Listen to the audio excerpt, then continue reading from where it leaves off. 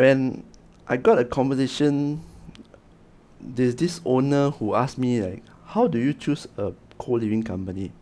Which is a good question actually. A good co-living company. A lot of times, right, as a new investor, especially a new property investor, you all think that once you choose a good company, the company will be there forever.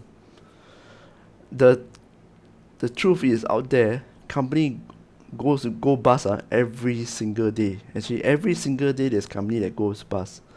The recent one is a big company called Live In, who's doing co-living. Co-living actually is a fancy term for hostel.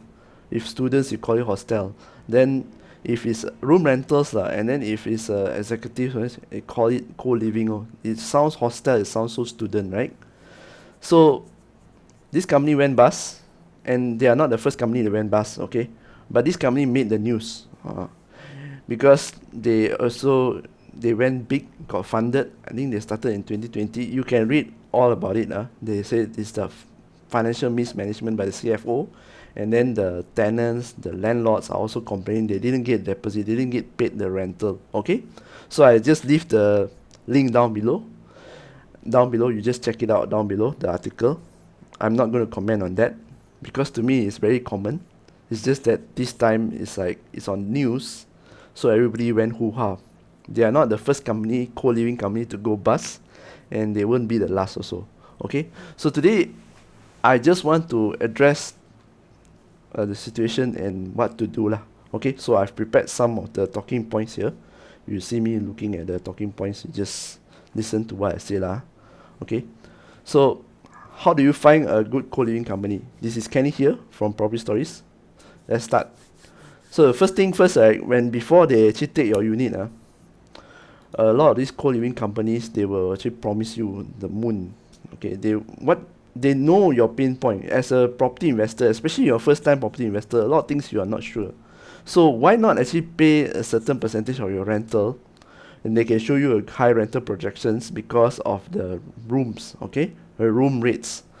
Okay, whether can get or not is another story lah, the room rates, and then they will take a certain percentage of it to as a management fee once they actually rent it out and things like that. Okay, that's the how it works and modus operandi all we discuss in the next video.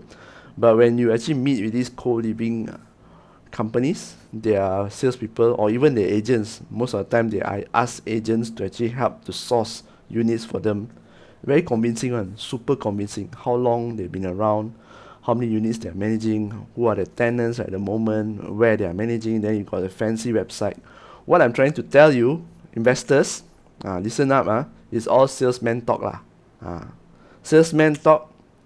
Salesman, they can promise you, they'll promise you until the sky one. Talk also, the phoenix and dragon also come out. You get this every time, every single time, okay? You know, and there's no way to tell whether somebody is actually giving you the salesman talk or is something that is really can be implemented until you have appointed them. You understand? Okay? It's the same as real estate agents. There's so many real estate agents that will come and say, I can rent out for you. You just pass to them a photo and they will do their work. But after they get your tenant or not, it's enough. You don't know whether the tenant they got filter or not. They got do extra checks for you or not. You don't know unless you ask. But most of the time, right, first time landlords, I understand you do not know what to ask, and you do not have that kind of knowledge. You don't deal with people every day like agents like myself. We deal with people every day, so you don't get to see through a lot of this bullshit lah. Okay, so how? Today we're gonna talk about this. How? Let's just say this thing happened again, to your co-living company. These are the red flags. We all fall for this salesman talk, including myself. Until now also I still get it, but lesser lah, lesser. It comes through a lot of hardship, a lot of failures, a lot of money, loss of money, loss of relationships, even relationships. There are some relationship I cut off until today. I don't even want to be friends or don't even want to work with that certain vendor or something. Okay, So before this thing happen, right, in general, if you actually pass your unit to a co-living company, these are the red flags. Number one, usually, uh, or not usually, sometimes the co-living company, right, will offer you a rental. They rent a unit from you at a fixed rate. That means every month they'll pay you rent. Okay? Let's just say a rental is slightly above market because they know they can earn more. So they rent, they put there 2 years. Example, they say they rent 2 years. Then, from rental agreement, halfway they didn't fulfill, they change it to service agreement. There's a difference between a rental agreement and a service agreement, which we will touch on in another video. But for now, this is the red flag. They suddenly change the term without telling you, without notice, and they suddenly just change the term that they sign with you, and they force you to sign. Okay, they'll use words like, oh, okay, we actually giving you another, we cannot meet our obligations right now, because rental is an obligation. It's like paying a loan. So suddenly the company cannot meet their obligations and want to change from rental to service. Service here means as they make, then they pay you. If the room is not rented out, for example, you have 4 rooms and all 4 rooms are not rented out, they don't have to pay you a single cent. You understand? That's the difference. That's the biggest difference. Okay, between a rental agreement and a service agreement. So rental is an obligation. So suddenly they can't meet the obligation, then they they change the term service agreement. That's a red flag already. Meaning they are not good at managing their cash flow. Something is wrong. Okay, then they will use words like, oh, okay, we are offering you a new term. They say a new term. Then they give you an option whether you want to withdraw or you want to continue. But most landlords, right, will continue because you already get a rental. Every month you're getting a rental, so you're comfortable. So you thought, okay, never mind lah. Every month I see the statement, sure got rooms, right, that can rent out. Then you take the service agreement. So when you sign the service agreement, that's where they are actually, you are lowering the risk for them. They don't have to focus on your property. Remember, once you sign the service agreement, they got so many other properties. Of course, they'll focus on properties that they can actually make money at that point of time. Basically, the properties which is new lah, and then a lot of people looking at high demand so that's why they focus on that first. Okay, so that's the first red flag, a change of term, usually from a rental tenancy agreement, which is rent, to a service agreement. Second is hard to reach the PIC or the high staff turnover. Today you reach, maybe example, City is the one that is you engaged with you. So from this whole block, Puan City or Chet City is the one handled. Suddenly next week, you see, someone else contacting you. Maybe Eileen contacting you. Say that City no longer with the company. 1 week later or 1 month later, that is a red flag. High staff turnover. Why the staff keep on turning over so fast? Okay, if the staff keep turning over so fast, it's not staff attrition, no. It's something is wrong with the company. Okay. Next is fast expansion, but operations they are not keeping up. They expand too fast already. But in terms of operations, they are not keeping up. It's in they might have missed a certain number of own tenant complaint. So tenant actually is not happy with staying there. They start breaking the list and they want to move out. Okay. This fast expansion part is very subjective, because businesses once they get money and funded, they will definitely want to expand. And you as a landlord, right, most of you are 9 to 5 employees, okay, and most of you are first time, so you don't know whether what is a fast expansion look like. Okay, so this one, I think if you notice the news, then you will know company actually expanding fast, very good. Then once you see company expanding fast, why my service, number one, my term of service is changed. Number two, it's so hard to reach the PIC, and then the PIC keep on changing people. So these are the red flag already. You might wonder, is it sustainable? The service so bad and then still change the rent from rental agreement to service agreement still can it be sustainable? Okay. The biggest one. This is the biggest red flag.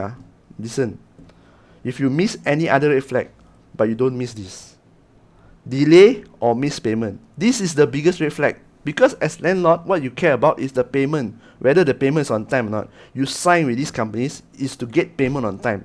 Okay? You want to sign this company so you get paid rental on time. If the service agreement and then that month, even if it's one room that is rented out, okay, and you're supposed to receive like what, 90% of the proceed.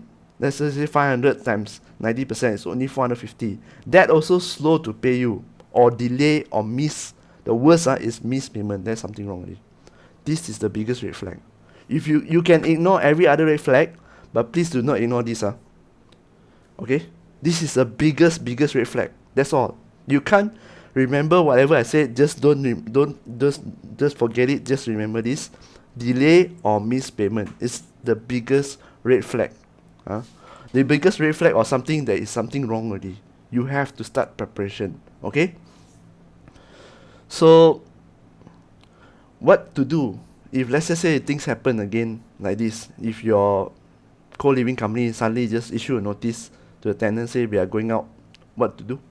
Or even worse, just disappear. Close the company, just disappear.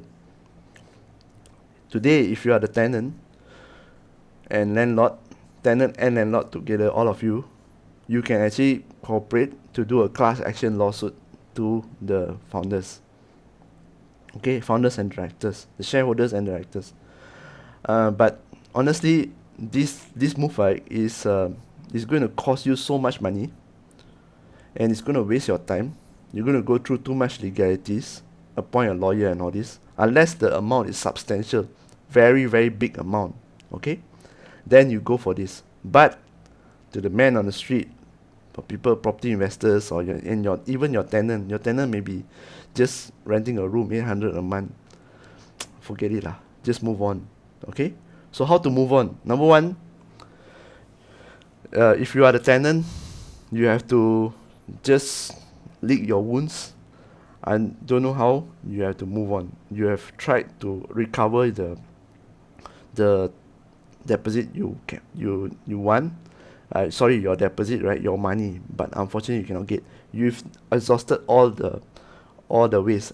Meaning, you already got actually go to the correct channels. You go into the authorities. Maybe if there's class action lawsuit, you check out. Then you contribute some money to the class action lawsuit. Or you have already tried to contact them, go to their office or anything like that. That's basically you already done everything lah. Just move on lah. That's my advice. Yeah, I know it's going to be very painful. The money is whatever amount also is our hard-earned money, right? But there's nothing much you can do. Okay? So cooperate with the landlord lah. What it means is that if let's just say you are still staying there, the landlord also need to come and actually talk to you. When the landlord come and talk to you, at least cooperate lor. Okay? Maybe you can negotiate a certain form of compensation from the landlord. Landlord is also lost mah. So compensate lah. Maybe the landlord be kind enough to say, okay, never mind, you find a place. Since you need to go in, I can just pay for you your advance rental 1 month. Pay to that place. Pay you that advance rental. Okay? The same amount you pay. So you at least can move out lah. You don't have to you got no place to stay, right? So what I'm trying to say is like cooperate with the owners lah. Okay? And put this behind you. As for landlords, if this thing happen, take back your unit lah and learn how to manage yourself. Okay? You can get an agent or you can get another co-living company. Whatever that is gone, it's gone already. You don't get a payment, but you still need to pay the bank. I understand. It's all very painful. Just put it behind. Move the place. First, go to your unit. Okay, if you don't have the keys, everything. You make sure if the tenant is still staying there, contact the tenant, ask to negotiate, ask them to move out nicely. Perhaps help them. Yeah, I know you already pay in the pocket. People not paying you. Why should you help them? But a bit of kindness goes a long way. Okay, if you help them, let's example lah, let's just say you help them a 1 month rental just to move out. What you can do is that you also speed up the process of getting back your unit, refurbish it, clean it nicely, and then you can rent out. You reduce your vacancy period. Okay, reduce your vacancy period. So that's all from me lah. I hope that this sharing helps you. Okay, remember that this is nothing new. The only reason that it went hoo-ha is so big is that it's because it's online, and because these people they actually choose to publish themselves, promote themselves. A lot of these co-living companies, right, they are also promoting themselves in mainstream media. So once you go to mainstream media, right, I notice if you go up very high, and you fall also is very painful lah. But as to what will happen to the founders, I don't know, because they can actually just declare bankrupt, financial mismanagement, and then there's nothing much you can do about it, right? So that is not part of my expertise. Someone else who's bigger expertise is a lawyer, who's in legal, and maybe can do something. So we all men on the street. For me, I just want to summarize this thing only. Okay, so we summarize it again. Number one, companies go bust all the time. All the time. It's no exceptions. Normal. Second, salesman talk. Even I still fall for it also. Of course, salesman talk. You can always listen. You choose the best, the vibes that fits you the best. Because at the end of the day, right, you will never know how good the person is until you work with them. Okay. Third is red flags. I go through 4 red flags here, but remember, there's only one that I want you to remember: delay and missed payments. You want to become a landlord, right?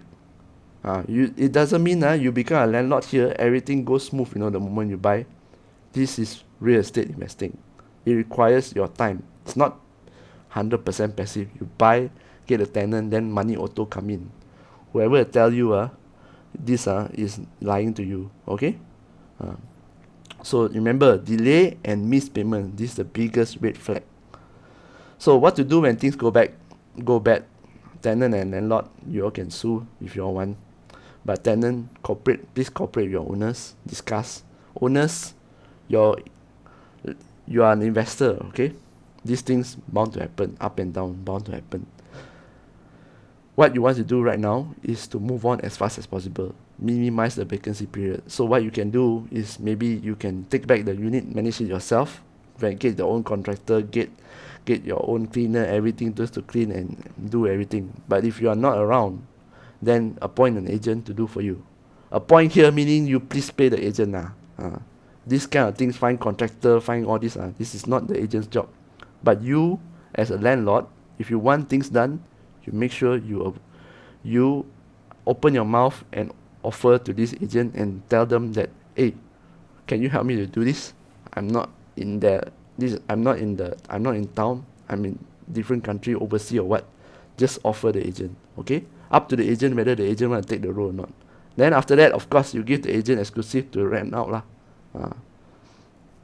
Okay, so at the end of the day, it's all, think about it as a business loss. And you also learn something in terms of soft skills, in terms of negotiation. These are things that most people don't do every day. Okay, so that's all for me. That's all my thoughts on whoever asking me about live-in or this co-living, how to choose a company. Yeah, actually my customers who did ask me. So these are my thoughts. And whatever it is, at the end of the day, just move on lah. Remember, life goes on. So this is Kenny here from Property Stories. Again, I'm still a real estate agent. If you need help, buy, sell, and rent, just WhatsApp me. Please WhatsApp me. My number down below. Okay? Peace out. Bye bye. Peace out pula. Okay lah. Bye bye.